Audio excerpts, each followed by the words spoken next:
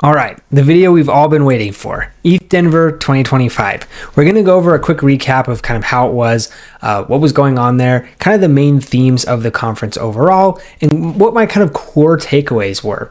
I had a couple of pretty interesting takeaways that I wasn't necessarily expecting kind of coming into the conference, so we are going to talk about that. But first off, I just want to give a general overview of kind of what was going on there, kind of what, at least in my opinion, the main themes seem to be, and then we'll just kind of go from there to some of some maybe more hot takes or some spicy takes. So definitely stick around. But first off, I want to talk about kind of what was going on at ETH Denver, probably to the not surprise of basically everyone.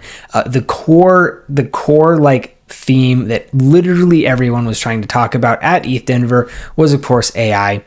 This was not at all surprising to me. This is something that I kind of came into ETH Denver pretty much expecting, just because AI is one of those things that obviously it's very, very obvious how people can benefit from it, right? And so when there's kind of this like consensus play of all of the gains, and the thing is it's not really even speculative, right? I mean, we can see real time all of the efficiencies that we are having by using AI.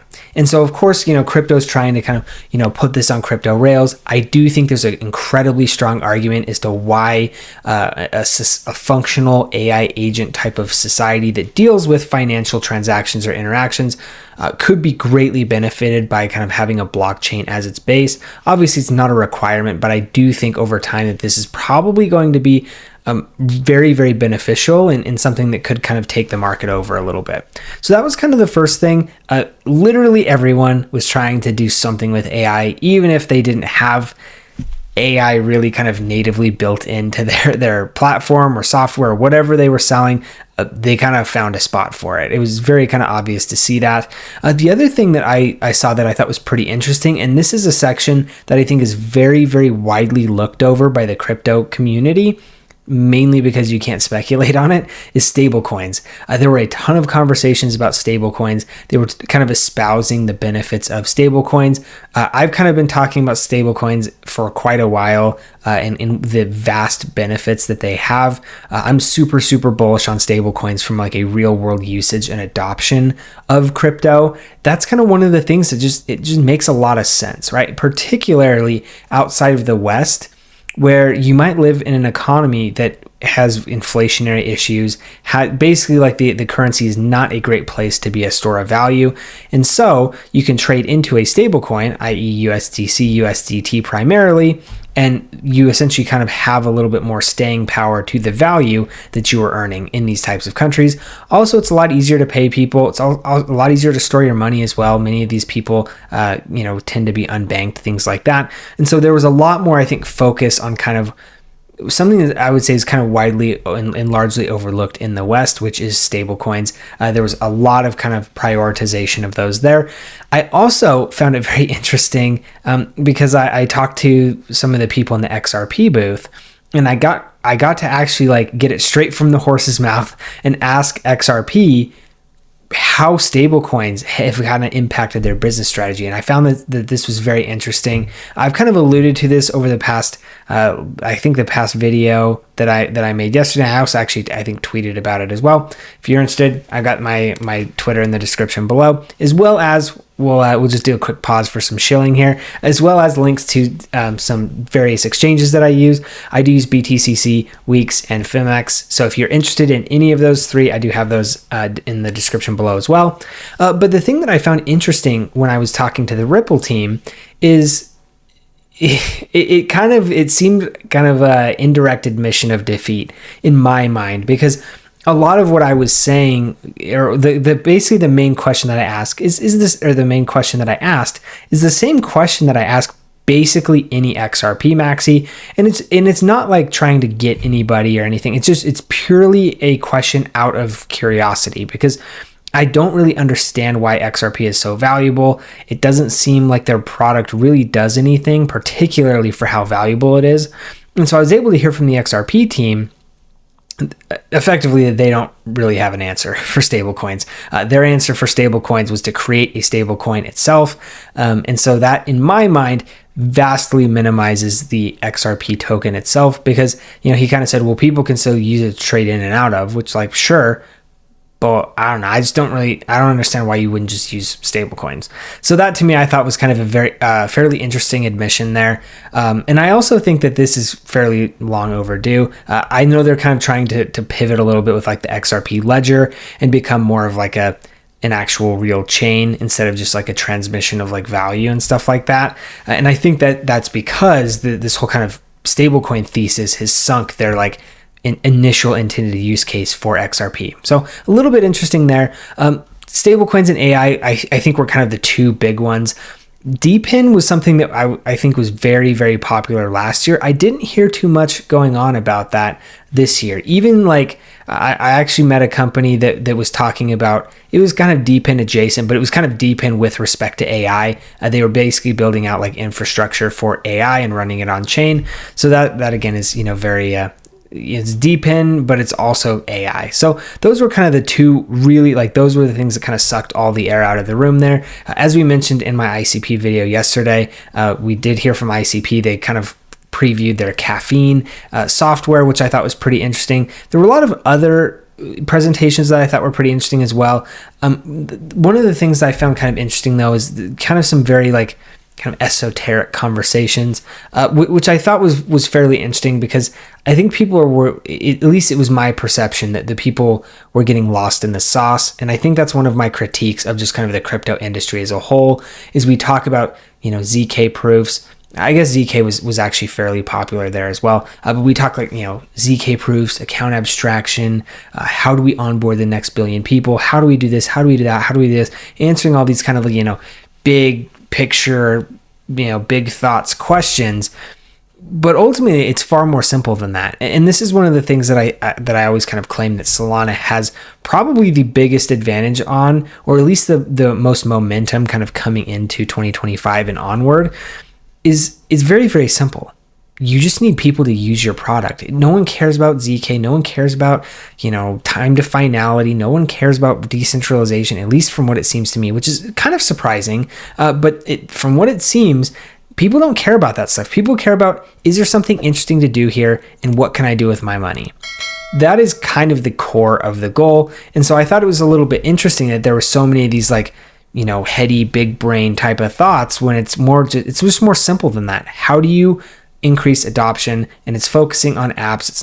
It's focusing on tooling. It's not focusing on the protocol level. It's not focusing on a lot like that. Obviously is all, of course, important, but it's the app focus. And that was one of the things, again, I mentioned in my ICP video yesterday, that I thought that the ICP team particularly, this seems to be maybe a little bit of a pivot in their strategy that I am fully on board with, that they're trying to focus on the apps, not the protocol. And I think a lot of times, because somebody actually made this point in one of the conversations that I was a part of, or one of the, I guess, like presentations that I was listening to, is that the kind of stance in crypto currently is a very like field of dreams type of approach. Build it and they will come. And so it's, you know, you have a whole bunch of very fancy protocols that no one wants to do anything on, because people just don't care that much, right? Like, and that I think is kind of the core there, is people are focusing on the protocols, not the tooling and the applications. And what we need to see realistically is valuable applications that people actually want to use on a day-to-day basis. And that kind of feeds the protocol in itself. And it also, because it feeds the protocol in itself, because if that app is, you know, a super successful viral app, more people are going to want to develop on that chain to kind of take a piece of the liquidity that comes with that kind of viral success of the app. And so that's something that I found pretty interesting, and I thought was kind of maybe looked over a little bit, except for kind of like that one presentation that I had heard of. Also, the last thing that I want to talk about that I found to be a very key point, or a key takeaway from ETH Denver, is, keep in mind, this is ETH Denver, right? Ethereum Denver. And it was kind of fairly remarkable to me, the amount of bearishness that was there. And I don't say bearishness like, oh, price go down only, I'm mad. That type of stuff is completely irrelevant to me. To me, this was a far more disturbing and fundamental type of bearishness with respect to Ethereum. There was a very, very noisy and loud in honestly very, I would say, pretty consistent level of discontent with the Ethereum Foundation. It seems to me that kind of wholesale across the kind of Ethereum community, they're not particularly happy with the Ethereum Foundation.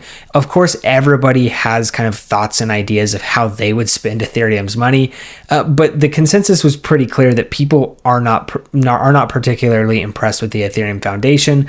There's actually a talk that I heard from Max Resnick. I'm not sure if any of you are familiar with him, but he usually has some pretty good takes. I actually saw him at Consensus in Salt Lake back in last October, I believe it was. He's got some pretty interesting takes. He has actually moved to Solana. He was one of the Ethereum protocol's like core developers. Very, very smart guy, really interesting. And he basically gave his case as to why he left Ethereum for Solana, and it was pretty interesting. And there seemed to be kind of a lot of that. People were not particularly proud of the Ethereum Foundation, the work that they're doing, things like that.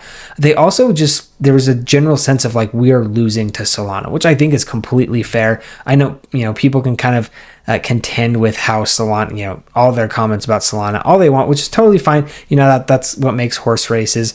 But one of the things that I found particularly interesting is just the level of bearishness towards Ethereum and the level of bullishness towards Solana. And again, keep in mind, this is ETH Denver. If there's any group of people that this should be bullish toward Ethereum, you would imagine it would be there. And so I did find that pretty interesting. And so that kind of leads me to this kind of future question. And this is also kind of hearkening back to some of the complaints and critiques that I've had with the strategic reserve that's come out, which is there's no real proven winner within crypto yet. Bitcoin, obviously, I would say is proven, but it's different than the rest, right? It's not an altcoin. It's a store of value. It's not really meant to do anything other than just accrue value over time. Everything else is supposed to be kind of like the internet computer. Obviously internet computer is internet computer, but like essentially add that kind of blockchain kind of base layer to the like new internet. And that's realistically, I would say, kind of what people are looking for out of crypto, or at least maybe what the expectations are.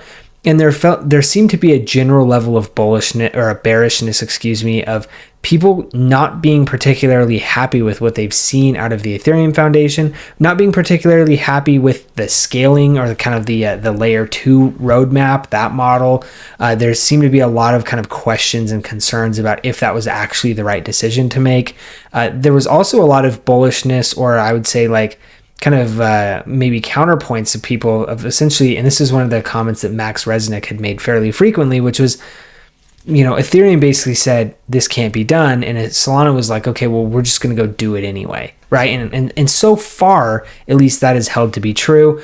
Max Resnick, again, very, very smart guy. I'm not going to even pretend to know most of what he talks about, but one of the things that he had said is he's fairly confident that within the next 2 years, Solana scales to 1 million transactions per second.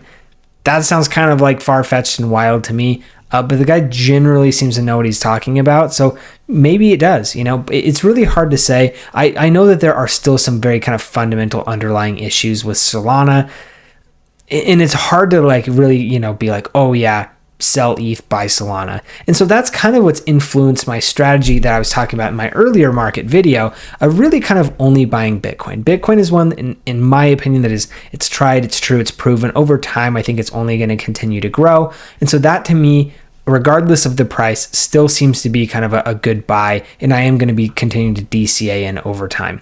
Again, not financial advice. You need to make your own decision, but that's kind of what I'm planning on doing with my own money right now. Now, the other side of this coin that we need to talk about is what else, right? And that is one that I don't really have a great answer to. And so that's why I've kind of changed my strategy into kind of DCAing, kind of spread over all of like my high conviction alts into just purely Bitcoin. While we wait for some of this kind of macro stuff to figure itself out, I'm not particularly selling anything. I do still have some ETH. I do still have some Solana. I do still have some various other altcoins, things like that, that I am going to be continuing to hold on to, not sell. The only alt And again, this is going to be a hot take that I probably would not recommend for everybody. You need to do your own research. You need to understand, these projects, do your own due diligence, all that type of good stuff before you buy into anything. But the only one that I would potentially be looking to get in a little more on is, potentially ICP over time. Again, that's only because I've done a ton of research. I feel very, very confident with their vision, with their strategy. I am fully cognizant and aware of the potential shortcomings and how this type of trade or this type of bet could lose, and I am comfortable with those. So again, you need to kind of do your own research, make sure that you're comfortable with that type of thing. But overall, that's kind of the strategy for me moving forward, kind of based on some of the learnings that I've taken out of ETH Denver. Again, I'm always looking for AI plays when they make sense. Crypto is one because crypto is speculative to begin with, and then you add AI on crypto and it's like double speculative, right? So that's something that I'm trying to keep a close eye out on. Is there something that makes sense? I've talked a little while ago about how I do have a small-ish virtuals bag as well. That's something that, again, I will also probably continue to hold too, just because of what we've seen in the space so far as it relates to AI. I would say that's one of the best. So I'm going to kind of continue to bet on that. But again, who knows for sure, right? No one knows what the future holds. Maybe we see another AI project or an AI something come out over the next several weeks, months, years, whatever. And that really takes crypto by storm. But so far, virtuals is kind of one of the top ones that I'm seeing. Obviously, Caffeine AI from ICP is another one that I'm watching closely, but we haven't seen that out yet. And it seems like it probably may not come out for a little while. So anyway, hopefully you found the information in this video useful. If you did, please do give me a like and a subscribe. It really, really does help me out. I also try to read and respond to all of the comments. So if you have any comments, questions, thoughts, feelings, whatever, just drop those in the comment section below. I would really be interested to know kind of your take on kind of my thoughts of ETH Denver and the stuff that I described. Also, I'd really be interested to know, like, what is your opinion on this, like, ETH versus Solana thing? Do you think, ETH's bad? Do you think Solana's bad? Do you think they're both bad? Do you think they're both amazing? What are your thoughts there? I'd love to kind of hear your thoughts with that. And also, you'll be hearing from me as well, and we'll hopefully engage in some active and productive conversation, things like that. Also, I do have those exchange links in the description below. Like, subscribe, all that type of good stuff. You guys know what to do. But anyway, thank you guys for tuning in, and we'll see you in the next one.